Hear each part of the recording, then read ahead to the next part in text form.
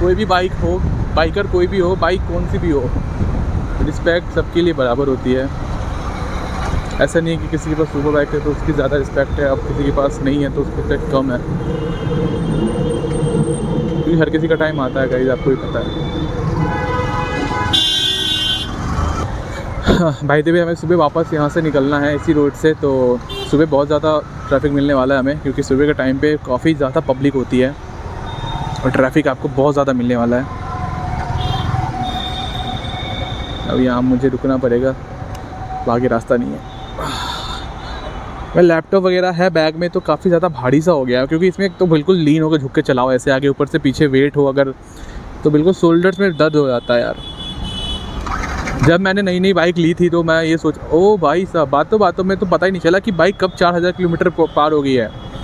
Check this out guys, bike हमारी 4000 kilometre complete कर चुकी है एंड अभी हो रहा है 4003 किलोमीटर जो ओडो की रनिंग है। कैसा रहा मेरा 4000 किलोमीटर का एक्सपीरियंस इस बाइक के साथ? कुछ अच्छी चीज़ें भी हैं, कुछ बुरी चीज़ें भी हैं, दोनों के बारे में बात करेंगे। पहली तो अच्छी चीज़ मैं इसके बारे में ये बोलूँगा, ये कातिल है मैन, क्या ख़तरनाक बाइक है। 155 सीसी का इसका इंजन है। लोग बोलेंगे इसको कि ओवर प्राइस है, बट यार जो चीज़ें ये दे रही है ना वर्थ है यार। 200 सीसी भी नहीं देती है ये सारी चीज़ें, और ये 200 सीसी को भी आराम से टक्कर दे देती है टॉप एंड में। टॉप एंड में तो खा जाती है यार, हो सकता है इनिशियल में निकल जाए आगे, लेकिन टॉप एंड में तो खा जाती है। इसकी हैंडलिंग बहुत प्यारी है मैन। दिक्कत की बात करूँ तो ऐसा कुछ मेजर दिक्कत है नहीं इस बाइक के साथ, लेकिन प्रॉब्लम क्या आएगी आपको जब आप इस बाइक को ओन करोगे। सबसे पहले अगर आपने इससे पहले कोई एग्रेसिव बाइक नहीं चलाई जिसका जो राइडिंग पोजीशन एग्रेसिव ना हो, तो आपको बहुत ज़्यादा प्रॉब्लम होने वाला है। स्टार्टिंग में जब आप बाइक लोगे, जब आप चलाओगे, तो आपके रिस्ट वाले पोजीशन में, ये जो पोजीशन आप देख रहे हो ना गाइस, इस वाले पोजीशन में आपको पेन होएगा। जो पाम एरिया होता है इस वाले एरिया में आपको पेन होगा। फिर आपके इस वाले पोर्शन में दर्द होगा। स्टार्टिंग की बात कर रहा हूँ मैं, जब आप नया बाइक लोगे, ठीक है। उसके बाद फिर आपके ना शोल्डर्स के पास हल्का दर्द होएगा। तो ये तो स्टार्टिंग की बात है। अब बाकी कुछ टाइम बाद क्या रिस्पॉन्स है इस बाइक, उस टाइम बाद आपको, अगर पेन की बात करूँ, बॉडी अगर अडेप्ट कर जाती है तो बहुत अच्छा, अगर नहीं कर पाती है तो फिर आपके बैक में पेन शुरू हो जाएगा। एंड बैक का पेन मैं बताऊँ आपको सबसे गंदा होता है यार, बहुत होता है कि आप सोचो आप हिल नहीं पाते हो। कितनी ज़्यादा बुरी बात होती है ना कि अगर आप बाइक लवर हो, अपने बाइक से प्यार है तभी तो आपने ये बाइक ली है, और फिर आप उसको चला ना पाओ। क्योंकि मेरे साथ भी ऐसा हुआ है, एक हफ्ते मैं नहीं चलाया था बाइक, मैंने बहुत बुरा लग रहा था मुझे। मैंने कहा भाड़ बजाए, मैं बाइक चलाऊँगा, जो होगा वो देखा जाएगा। और मैं आप यकीन नहीं मानोगे, बेल्ट लगा के बाइक चला रहा हूँ। तो ये दिक्कत आपको मिलने वाली है। अगर आपको लगता है कि आपको ये सारी चीज़ें प्रॉब्लम क्रिएट कर सकती है आपके लिए, तो आप मत लो ये बाइक। लेकिन आपको अगर बाइक पे फ़न करना है, आपको मज़े करने हैं बाइक पे, आपको बाइक भगानी है, साथ के साथ आपको माइलेज चाहिए, लुक्स चाहिए, तो फिर आप इस बाइक के लिए जा सकते हो। क्योंकि जिस कैटेगरी की ये बाइक है ना, उस कैटेगरी में कोई भी बाइक इतना माइलेज नहीं प्रोवाइड करती जितना ये बाइक करती है। आप सोचो 40, 45, 50 इतना ये माइलेज बिल्कुल प्यार से दे देती है।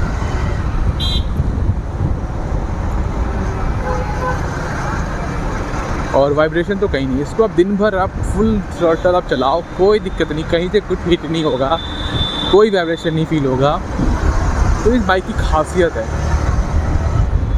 लोग बोलते हैं ना कि R15 ओवर प्राइस्ड है। यार ओवर प्राइस्ड है, मैं मना नहीं कर रहा हूँ, बट लेकिन आपको अगर ये पैसे ले रही है ना आपसे, तो उसके बदले आपको बहुत सारी चीज़ें दे रही हैं ये ऐसी कि दूसरी बाइक नहीं दे रही। अब कुछ लोग बोलेंगे कि उस चीज़ों की ज़रूरत नहीं है इस बाइक में, इतनी कम सीसी वाले बाइक में। भाई अगर आप डेली राइड पे चलाओगे ना बाइक को, तो आपको फिर वो चीज़ें दिखेंगी, फ़र्क महसूस होगा। इसमें बोलते हैं ना लोग कि TCS क्यों दिया, TCS की ज़रूरत नहीं है, ट्रैक्शन कंट्रोल की कोई ज़रूरत नहीं है। अब मैं आपको बताता हूँ ट्रैक्शन कंट्रोल कितना ज़्यादा ज़रूरी है आपके लिए। अगर आप नए बाइकर हो या फिर आपने इससे पहले बाइक इतनी मतलब पावर वाली बाइक नहीं चलाई है, तो आपको क्या फ़ील होगा, आप जैसे ही थ्रॉटल लोगे ना ये उड़ेगी बाइक। मतलब इतना स्टार्टिंग इनिशियल इसका निकलता है ना ऐसे यूँ, या आपको कभी कभी होगा कि कंट्रोल से निकल जाए बाहर। तो TCS का काम आता है कि जैसे ही आपकी बाइक अनकंट्रोल हुई, ठीक है, आपका जो दोनों व्हील है, दोनों व्हील का जो रोटेशन होता है उसमें अगर अनइवन कुछ होता है, जैसे कि सामने आगे वाला टायर कम तेज़ी से घूम रहा है और पीछे वाला ज़्यादा तेज़ी से घूम गया, तो फिर ये क्या करेगी, इसमें जो TCS का जो सेंसर होता है वो सीधा सीधा जाके जो है बाइक के ECU को एक सिग्नल भेजती है। तो ECU क्या करेगा, आपके बाइक की पावर कट कर देगा, बाइक आपकी बंद हो जाएगी। सपोज़ आप बाइक लेके जा रहे हो, गड्ढा आता है कोई बड़ा सा, आप स्पीड में हो, आपने गड्ढे पे कूदा दिया। अब जब जैसे ही गड्ढे पे कूदाओगे ना, आपकी बाइक TCS काम करना स्टार्ट करेगी और बाइक बंद हो जाएगी आपकी। फिर उससे फ़ायदा क्या होगा कि जैसे ही बाइक की पावर कट हो गई तो बाइक आपके कंट्रोल में आ जाएगी, फिर वो बाइक गिरेगी नहीं। गिरना ना गिरना तो सेकेंडरी है, लेकिन आपके कंट्रोल में आ जाएगी बाइक। एक्सीडेंट कोई बड़ा नहीं होगा, ये फ़ायदा TCS का। But at the same time पे TCS का कुछ नुकसान भी है। अब मैं आपको नुकसान बताता हूँ क्या है। नुकसान ये है कि जैसे आप कहीं ऑफ रोडिंग कर रहे हो, ऑफ रोडिंग में क्या होता है कि बाइक जो है ना काफ़ी ज़्यादा उछलती कूदती है। तो पहली बात तो ये बाइक ऑफ रोडिंग के लिए नहीं बनी है, बट स्टिल अगर आप इंडिया में रहते हो तो आपको पता है कि कुछ जगह पे ऐसे रास्ते आते हैं जहाँ पे आपको ऑफ रोडिंग करनी पड़ती है। तो वहाँ पे ये होगा कि जैसे आप ऑफ रोडिंग कर रहे हो तो आपका सेम सिनेरियो होगा कि जैसे पीछे का टायर और आगे का टायर का रोटेशन मैच नहीं करेगा तो बाइक आपकी बंद हो जाएगी।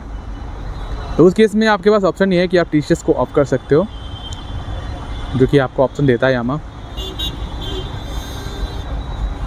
तो और इन सब चीज़ों की वजह से ना बाइक थोड़ा सा सेफ़ हो जाता है चलाना। और इसके अंदर जो सबसे इम्पॉर्टेंट बात मैं बताऊं आपको, जो इसके ब्रेक्स हैं, एक तो पहली बार डुअल चैनल ABS है, और क्या ख़तरनाक ब्रेक है इसके, बिल्कुल धांसू है ब्रेक इसके। आप अप्लाई कर लो, पहली बात तो बाइक स्किड नहीं करेगी कभी भी, क्योंकि ये डुअल चैनल ABS है, और जहाँ भी आप अप्लाई करो वहीं पे रुक जाएगी। बहुत ही प्यारा ब्रेक है इसका। आप चलाओगे ना, आपको लग रहा होगा कि मैं काफ़ी ज़्यादा तारीफ़ कर रहा हूँ इसकी, क्योंकि मैं ओन कर रहा हूँ, बट ऐसा नहीं है।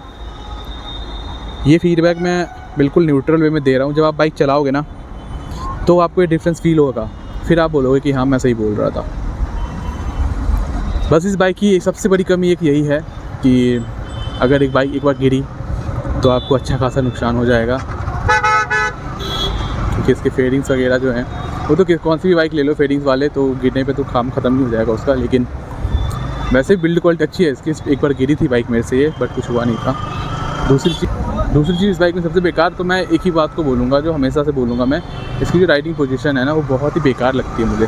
थोड़ा सा मुझे लगता है अपराइट होना चाहिए था, बट हाँ ठीक है यार, क्योंकि अगर आप एग्रेसिव बाइक ले रहे हो तो आप एक्सपेक्ट करते हो कि आप कम्यूट करोगे, मतलब कमिटेड रहोगे आप बिल्कुल ही हैंडल बार्स पे, और आपको सारा फोकस जो है रोड पे रहेगा, और फिर आप बिल्कुल ही एग्रेसिवली चला रहे हो। तो फिर ये सारी चीज़ें हैं।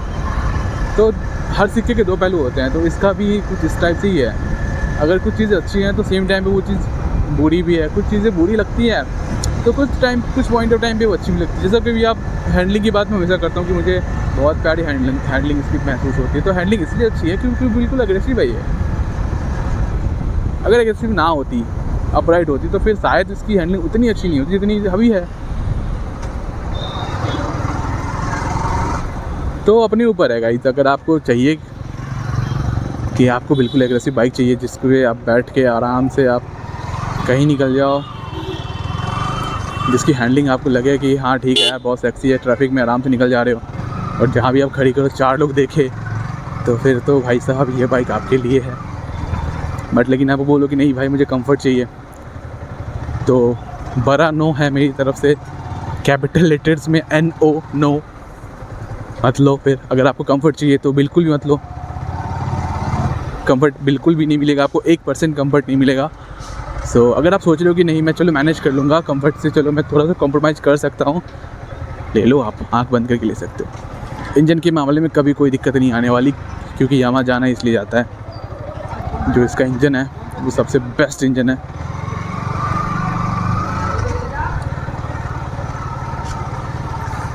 मैं कहता रहा हूँ आप पूरा दिन इसको रेड लाइन करो, फुल थ्रॉटल चलाओ, कोई दिक्कत नहीं आएगी बाइक में आपके।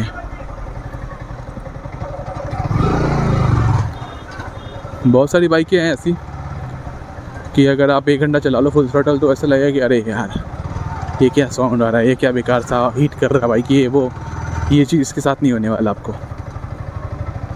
मैं खुद का एक्सपीरियंस ही बता रहा हूँ आपको। ऐसा नहीं कि मैं किसी की कही सुनी बातों पे आपको कुछ भी बोल दूँगा, क्योंकि जो मैंने ओन किया है और जो मुझे लग रहा है ना उसके हिसाब से बोला हूँ कि हाँ एक चीज़ है, इसमें रेडिएटर है तो वो ऑन ज़रूर हो जाता है कुछ टाइम के लिए, बिकॉज़ क्या है ना ये लिक्विड कूल इंजन है इसका, तो रेडिएटर तो ऑन होगा ही जब इंजन हीट होगा। तो जाहिर सी बात है बाइक है तो इंजन हीट होगा, तो इंजन का जो टेम्परेचर ज़्यादा हीट ना हो इसलिए रेडिएटर लगा हुआ है इसमें। तो फिर ठीक है ना, कोई दिक्कत ही नहीं है। इंजन हीट का कोई इशू नहीं। आप KTM ले लो यार, इसमें इतना ज़्यादा हीट का इशू है ना कि आपको ऐसा फील होगा कि आपके पैर जल रहे हैं लिटरली मैन। आप रॉयल एनफील्ड ले लो, इतना ज़्यादा हीट होता है। मैं आपको एग्जांपल दूंगा। अभी मेरे मामा जी ने एक रॉयल एनफील्ड मीटियोर ली है अभी हाल फिलहाल में, और मेरे पास भी क्लासिक 350 है। तो उसमें क्या है कि अगर मैं 5 मिनट भी चला के आ रहा हूँ और उसको मैंने खड़ी कर दी तो मुझे वेट करना पड़ेगा आधा 1 घंटा की बाइक ठंडी होगी तो मैं उस पर कवर डालूँगा। इस बाइक के साथ ऐसा नहीं है। लेके आया बाइक खड़ी की और इस पर कवर डाल दिया। अब आप बोलोगे कंपटीशन देखो इसकी किस बाइक के साथ है, उससे कंपेयर करो। तो कंपटीशन में इसके साथ कुछ बाइकें हैं जो एक्चुअली में कंपटीशन है, कुछ बाइकें हैं जो नहीं है कंपटीशन। जब जैसे लोग जिक्सर 150 को बोलेंगे, जिक्सर 150 इसका कंपटीशन नहीं है भाई, वो कहीं से इसके सामने खड़ी नहीं उतरती। बस सीसी जो है दोनों का सेम है 155 सीसी, लेकिन कंपटीशन कहीं से नहीं है दोनों का, ना पावर में, ना पिकअप में, ना लुक्स में। तो कौन है इसका कंपटीशन? उसका कंपटीशन है RS 200, Bajaj Pulsar RS 200, KTM RC 200। और अगर आप नेकेड में जाते हो तो नेकेड में तो खैर कंपटीशन है ही नहीं, नेकेड से क्या ही कंपीट करोगे इसको। तो मेजर जो है ये दोनों बाइक्स है जो इसकी कंपटीशन है। एंड जिक्सर में अगर आप बात करो तो 250 है जिक्सर की, वो एक थोड़ा बहुत मैं बोल सकता हूँ कि वो 250 सीसी होता है, बिल्कुल 100 सीसी ऊपर है इसके, तो डेफिनेटली उसका पावर फिगर तो ज़्यादा ही होगा इससे। एंड KTM आप RC 200 ले लो या फिर RS 200 ले लो, उसकी भी पावर फिगर इससे बहुत ज़्यादा है। लेकिन इन दोनों को जो है ना टॉप एंड में ये बाइक आराम से टक्कर दे सकती है। टक्कर छोड़ो, हरा भी सकती है। और उन दोनों बाइकों में आपको नहीं मिलेगा माइलेज। जो माइलेज आपको ये बाइक दे देगी 40, 45, 50 की, वो नहीं दे पाएगी। तो ये आपके बजट के लिए काफ़ी अच्छा है। सर्विस कॉस्ट भी इसकी इतनी कुछ ज़्यादा नहीं है, ईज़िली हर पार्ट्स अवेलेबल हो जाते हैं। एंड सबसे अच्छी बात जो है यामा की मुझे जो लगती है कि वो जो इसका आफ्टर सेल्स सर्विस है ना वो बहुत अच्छा है। बजाज के साथ दिक्कत है कि उनकी सर्विस टाइम नहीं मिलती है। KTM वालों के साथ भी यही दिक्कत है कि थोड़ा बहुत है प्रॉब्लम की। एक तो पहली बात उनका खुद का कुछ है नहीं, वो बजाज वालों से ही करवाते हैं। और दूसरी चीज़ क्या है कि बजाज वालों के भी जो इतने स्किल पर्सन नहीं होते जो, क्योंकि मेरे पास इससे पहले बजाज 135 थी पल्सर, तो मुझे ये सारी दिक्कतें आई हैं। तो सर्विस के मामले में आपको यामा से बेटर सर्विस कोई नहीं दे सकता आज के डेट पे। तो अगर आप ये सोच के ले लो कि मुझे इनिशियली बस भगाना है,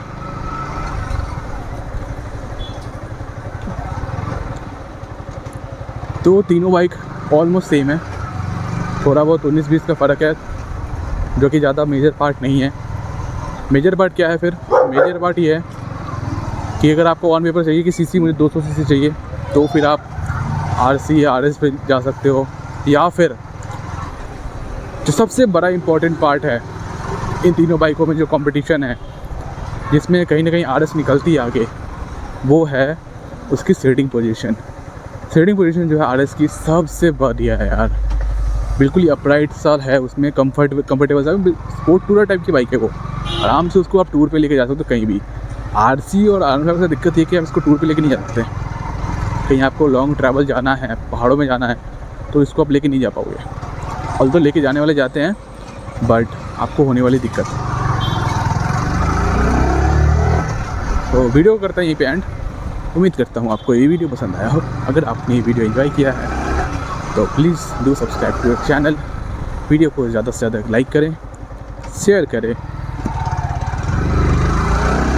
और अपना प्यार ही बनाए रखें। Till then, love you, bye bye, take care.